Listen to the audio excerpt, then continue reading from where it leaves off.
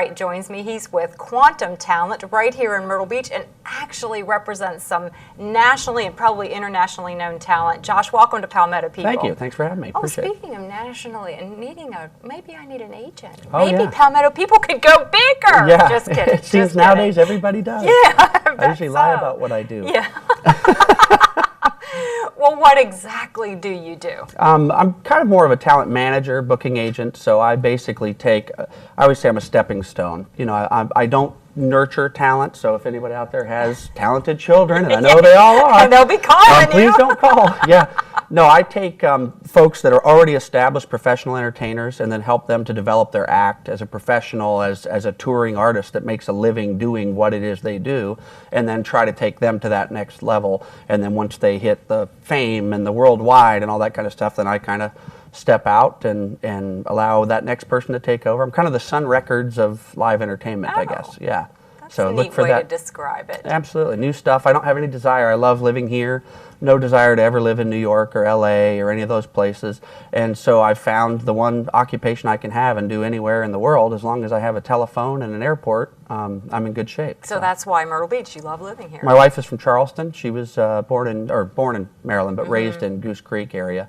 And I graduated high school or college in North Carolina and ended up adopting the Carolinas as my home. I was raised overseas as a military brat. So. And many people do adopt the Carolinas as their home. Oh, yeah. All right. I think that as I was searching the website, and now that we're actually talking, I do think Richard and I might need a coach. No. Sure. Not a talent agent, we need a coach.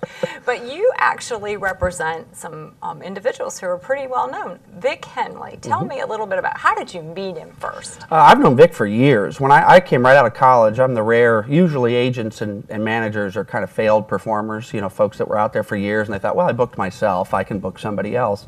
I actually went to school studying music and got into the activities board, which brings the entertainers to campus, and I really enjoyed being around that creative energy, and they're very inspired people, motivated people. And I met Vic when I worked for another agency. He was represented by his former agent and had been for 15 years. And there came a time where his agent was looking to go more into television, and Vic is a veteran comic who's done the TV thing, you know, he's done the Letterman and all that good stuff, and just wanted to make a good living live, you know, doing live performance. And so, since we were already friends, he called out of the blue and said, hey, are you looking to add anybody? And I only had 2 artists at the time, and I'm like, no, you know, we're full. I can't handle 3 whole artists at one time. But no, I did. I signed him on, and he had just done the Letterman set when that happened. And then from there, he got Comedy Central presents his half hour that they're still rerunning now. Right. CMT has called us for a number of things. We just shot their 20 Greatest Redneck Moments.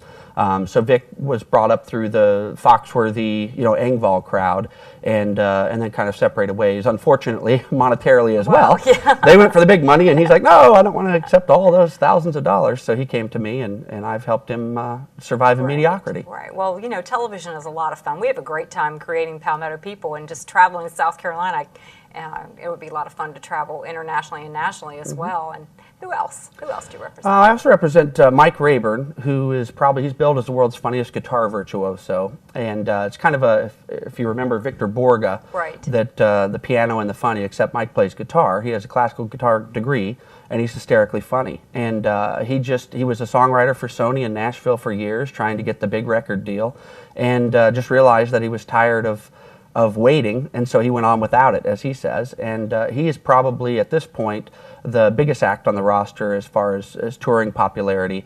Mainstream popularity, not so much, but he does a lot of corporate. He's played Carnegie Hall in New York 8 times. We just got back from England. We were over there. He was doing an event in Birmingham, so my wife and I went over there. And so, yeah, he's probably the biggest. And then Buzz Sutherland, who is another, I always say I have the greatest roster you've never heard of.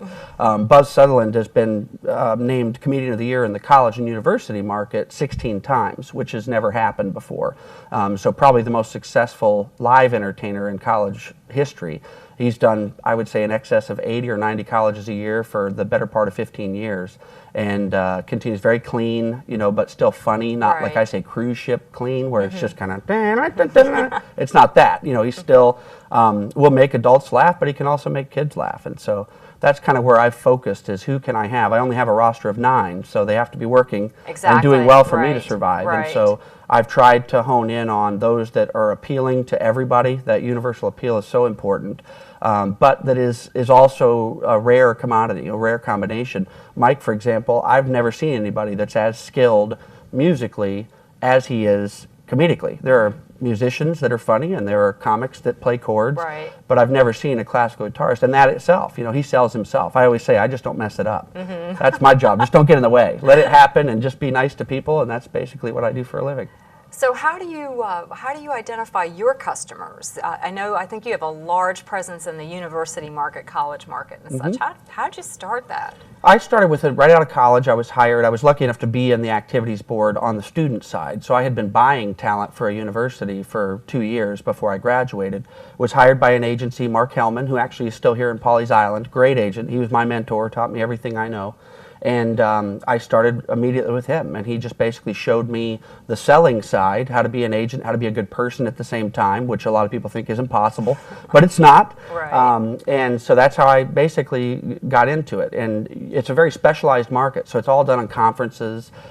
They have 7 different conferences every fall where all the students from all over the country go to their specific, you know, regional headquarters, and we showcase our talent for student activities boards for 20 minutes, 15 minutes. And then we have an exhibit hall, just like any other business, where we have the pictures of the acts. Sometimes the acts are in the booth if they're available, and they come and buy the talent from there. And so you meet them all at the conferences, and then it's just, you know, calling and calling and calling and establishing relationships. So after 12 years, you know, I've been lucky enough to establish some good relationships. It sounds like it's an awful lot of fun.